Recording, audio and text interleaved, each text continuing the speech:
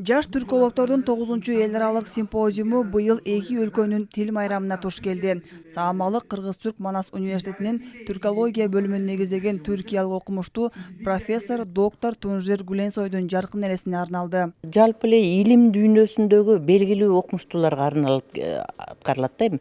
Түрк дүйнөсүнө дагы бирок деген илим дүйнөсүн биринчи алабыз да. Тунжер Гүленсой деген агайыбыз бар.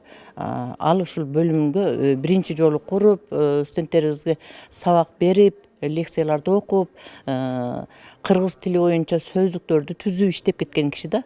Ошол кишинин жаркын элесине арналып өткөрүлүп жаткандыгы өзгөчөлүк. Симпозиумга бул жылы 6 өлкөнүн жаштары катышууда. Алар Түркия, Казакстан, Өзбекстан, Корея, Чили жана Кыргызстандын бир нече жогорку окуу жайларынан келген 68 катышуучу өз баяндамаларын жасоодо. Иш-чара тил күнүнө карата уюштурулгандыктан докладтар түрк тилдүү мамлекеттердин эне тилинин бүгүнкү күндөгү орду, келечеги жана унутта калган терминдерди колдонуу сыяктуу маселелерге токтолушту. Мен өзүм мынау жас калымдарга түркү таануучу калым Ахмет Байтурсунұлының 150 жылдық мерейтойы болды ғой. Болып аталып өтіп жатыр ЮНЕСКО көлемінде.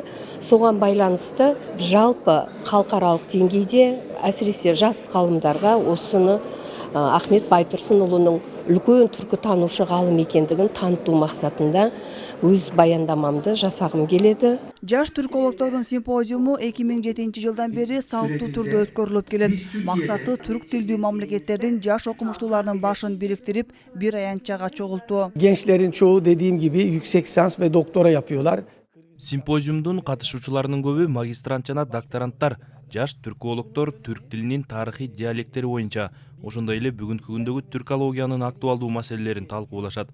Учурда кыргыз, казак, өзбек, түрк деп бөлүнгөнү менен баарыбыздын тамырыбыз бир. Симпозиум 2 күнгө созулуп, 22 сентябрда сырттан келген коноктордун Бурана мунарасына жана Атабейит комплексине барып, зыярат кылуусу менен аяктайт.